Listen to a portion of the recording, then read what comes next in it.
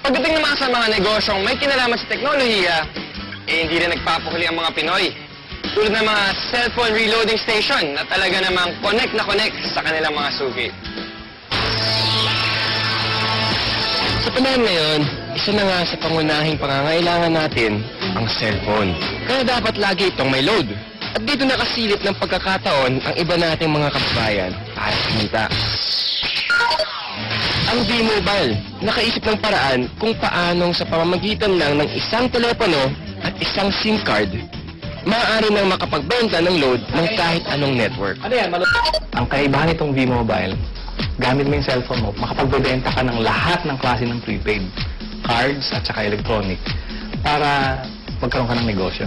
Taong 2008, nagsimula ng V-Mobile ang negosyong ito. Ang sistemang gamit nila, all-in-one load service, kaya one-stop shop ang kanilang serbisyo. Kailangan mo rito, at least meron kang cellphone, meron kang maliit na puhunan, hindi mo kailangan ng malaki, although pwede rin maging malaki ang puhunan mo. Yan ay depende sa plano mo sa negosyo.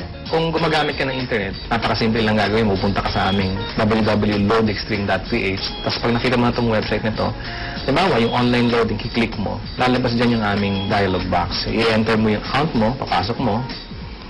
So, in this case, pipiliin ko na lang, papasok ko yung aking sekretong PIK. Tapos mamimili ako ng produkto. Tapos, lalagay ko yung cellphone number. Kiklik mo ngayon yung send load. Pag okay natin, yun na. Pero paano ka nga ba kikita sa negosyong ito? Halimbawa, may magpapaload sa iyo ng 100 pesos. Ang babawas ng load wallet mo ay 90 pesos lang. Ibig sabihin, may 10 piso kang kita sa bawat 100 na i-reload mo sa iyong customer. Kung kumikita ka ng 100 pesos kada araw sa pagre-reload, sa loob ng isang buwan, may kita kang 3,000 piso. Anip, tulad ni Peewee, na nakatuwaan lang daw noong una ang reloading business. Kasi nabuhat kami, nung nag-start kami noon, magbabarkada lang kami. So every night magkakasama kami. Nakakatuwa. Nung 5 lang kami nagsimula, 5 members na kami. Kapatid ko, mga barkada ko. Tapos yung nagulat ako, yung 5 tao nagsimula niya. Ngayon, ano na kami, almost 100,000. So actually, nag-drag pa siya ng 100,000 members.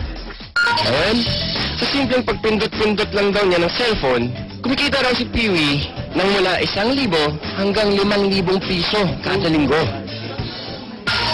Ano pang hinihintay niyo mga kapartner?